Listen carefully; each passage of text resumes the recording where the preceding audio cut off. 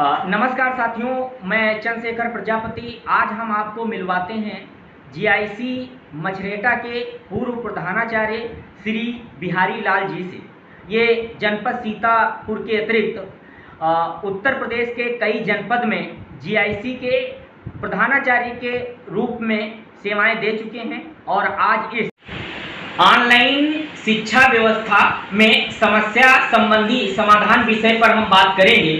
Sir, आज आपसे पहला प्रश्न है कि आप इतने दिनों तक जीआईसी के प्रशासक के रूप में कार्यरत रहे हैं। क्या इसके पहले कभी कोई ऐसा दौर आया जिसमें शिक्षण कार्य इस तरह से बाधित रहा हो? जी, इस तरह से हमने आज तक ये महामारी के रूप में जो आज चला है कोरोना, इस तरह का इसके पूर्व कभी नहीं आया। और इसका एक रूप 2004 और 2012 में आया था, जिसको सभी लोग नहीं जान सकते थे। आपसे प्रश्न है, क्या शहर में जितना ऑनलाइन शिक्षा व्यवस्था सफल है, क्या ग्रामीण स्तर में उतना सफल वो हो सकती है? जी नहीं, शहरी क्षेत्रों में जो सुविधाएं उपलब्ध हैं वो ग्रामीण क्षेत्र में सुविधाएं उपलब्ध नहीं हैं। लिहाजा शहरी क्षेत्रों की अपेक्षा ग्रामीण क्षेत्र में इसका बहुत अच्छा प्रदर्शन नहीं हो पा रहा है। जितना अभिभावक जागरूक होगा उतना ही इसमें सफलता हासिल की जा सकती। सर, आपसे एक मेरा प्रश्न है, थोड़ा अलग हटकर है।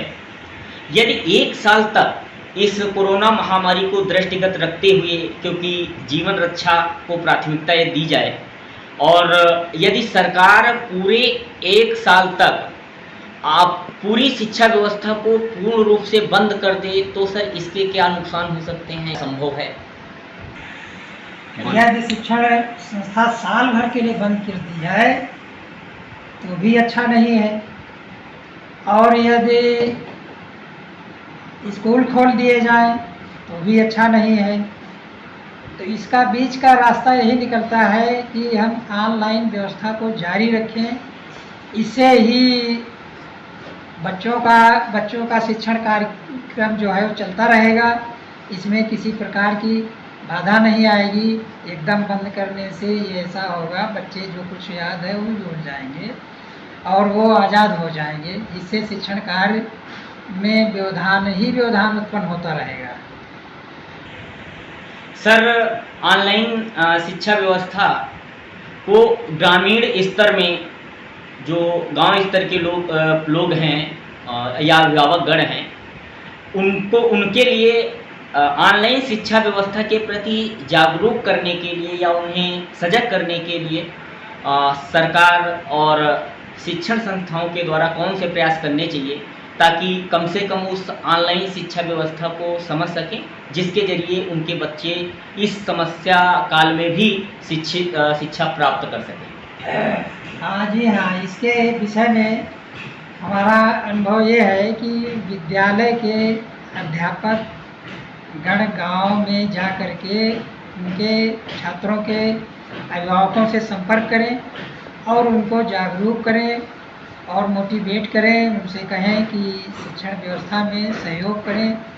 तो हो सके तो मोबाइल बच्चे को खरीद दें। यदि नहीं हो सकता है तो पास में अगर कहीं है किसी के पास मोबाइल, तो वहाँ पर बैठ करके बच्चे को जाने के लिए, शिक्षण लेने के लिए प्रेरित करें। शिक्षण व्यवस्था बाधित न रहे और ये सुचारू रूप से चलता भी रहे।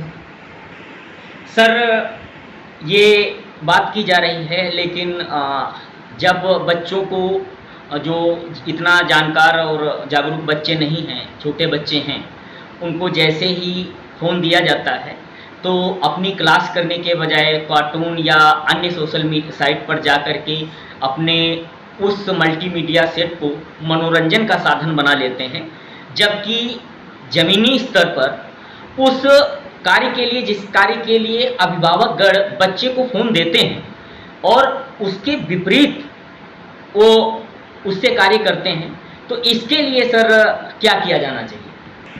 हाँ, इस विषय में मुझे कहना यह है कि यदि बच्चे को उचित शिक्षा देना है तो अभिभावकगण इसमें अलर्ट रहें, फ़ोन उनको दे दें और निगरानी में रखें। अगर निगरानी में वो रखते हैं तो बच्चा इधर उधर के कार्टून, नाटक, पिक्चर उसमें नहीं पड़ेगा। अगर अभिभावक इस पर ध्यान नहीं देंगे तो ये बहुत बड़ा बाधक ऑनलाइन व्यवस्था पड़ सकती है। लिहाजा हम अभिभावकों से अनुरोध करना चाहेंगे कि वो अपने बच्चे के लिए पूरा सहयोग और ध्यान दें। सर, एक प्रश्न इसी से जुड़ा हुआ और है कि बच्चों को जिन चीज़ों का प्रशिक्षण नहीं दिया जाता है, जैसे कि व्हाट्सएप चलाना, फेसबुक चलाना, या फिर बहुत से ऐसे गेम हैं जो पबजी और बहुत सारे ऐसे गेम्स, उसमें बहुत जल्दी एक्सपर्ट हो जाते हैं, जबकि वो यदि इस ऑनलाइन कक्षा में इतना अच्छे से रुचि लें तो हमें लगता है ऑफलाइन कक्षा की अपेक्षाकृत ज़्यादा बेहतर हो सकती है। सर, ये रुचि विद्यार्थियों में किस तरह से डेवलप की जा सकती है, जैसे इस लॉकडाउन के दरमियान भी बच्चों का उचित व्यक्तित्व निर्माण हो सके, जिससे वो अपने करियर को जो है भावी बना सके? जी, इस विषय में बच्चे को उचित व्यवस्था या शिक्षण व्यवस्था देना चाहते हैं तो बच्चे में ये स्वाभाविक क्रिया ये होती है कि वो कार्टून देखना, पबजी देखना, गेम खेलना, ये एक स्वाभाविक क्रिया उनमें होती है जिसमें उनका बहुत बड़ा रुचि रुझान रहता है। और जो छात्र पढ़ने वाले मेधावी होते हैं उनका उन पर ध्यान नहीं जाता है। इसलिए हर मोड़ पर अभिभावक का अगर सहयोग मिलता रहे तो ये ऑनलाइन व्यवस्था बहुत ही उपयोगी सिद्ध होगी। सर, एक प्रश्न और इसी से जुड़ा हुआ, इस कोरोना काल में बहुत से लोगों के पास आर्थिक तंगी आ गई है। प्रथम प्राथमिकता अपना पेट चलाना है। ऐसे में जिनके पास खाने को भोजन नहीं है तो क्या वो अपने बच्चों की शिक्षा को किस स्तर की प्राथमिकता देंगे कि पहली प्राथमिकता तो उनकी पेट भरना ही होगा। ऐसे में क्या उन लोगों के साथ सरकार के द्वारा कौन से प्रयास किए जाने चाहिए, क्योंकि ज़मीनी स्तर का यदि सही ढंग से मूल्यांकन किया जाए तो कुछ ऐसे भी केस आ रहे हैं और समाज में हैं भी। जी हाँ, इसमें हमको ये कहना है कि जो बच्चे के अभिभावक घर से कमज़ोर हैं या आर्थिक स्थिति खराब है और इस समय लॉकडाउन के समय में वो मजदूरी भी नहीं मिल पा रही है, तो इसके लिए सरकार गांव में रोज़गार उपलब्ध कराने के लिए सूचियाँ तैयार कर ली है और गांव में रोज़गार देगा और मुफ्त राशन व्यवस्था की भी व्यवस्था की गई है जो कि नवंबर तक चलेगी। इस तरह की कोई विशेष परिस्थितियां नहीं हैं कि बच्चे के बगैर अभिभावक का काम रुक जाए। अगर अभिभावक बच्चे की रुचि ले रहा है पढ़ने की तो वो अगर चाहें तो उनके पास मोबाइल नहीं है, नहीं खरीद सकते हैं, तो पास पड़ोस में कोई न कोई अवश्य होगा, उनसे अपना निवेदन करके और उनके बच्चे के साथ बैठाल करके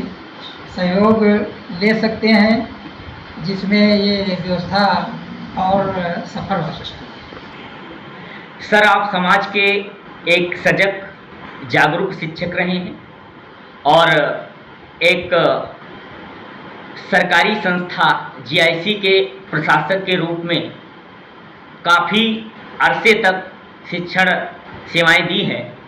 तो सर, आप हमारे इस चैनल के माध्यम से इस ऑनलाइन शिक्षा व्यवस्था को 100% लागू करने के लिए क्या संदेश देना चाहेंगे या किस तरीके से जागरूक करना चाहेंगे? हाँ, इस तरह की शिक्षण व्यवस्था के लिए ऑनलाइन जो शिक्षा चल रही है, यही इसका विकल्प खोजा गया है, सरकार द्वारा भी खोजा गया है और हम लोग भी चाहते हैं कि इस कोरोना काल में ये सब चलता रहे ऑनलाइन, जिससे बच्चों की पढ़ाई में बाधा न पड़े और इसमें कमज़ोर से कमज़ोर बच्चे होंगे तो सभी के लिए तो ये व्यवस्था अच्छी नहीं लग रही है, लेकिन फिर भी जो बच्चे अच्छे पढ़ने वाले हैं उनके लिए तो बहुत बेहतरीन है। जो कमज़ोर हैं उनके लिए कठिनाई इसमें है।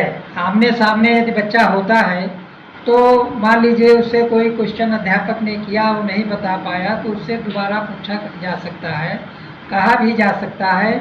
लेकिन ऐसी स्थिति में बच्चे से मुलाकात होती नहीं है तो ये सब संभव नहीं हो पाता है। कि दूर करने का उपाय कोई विशेष इसके लिए व्यवस्था सिर्फ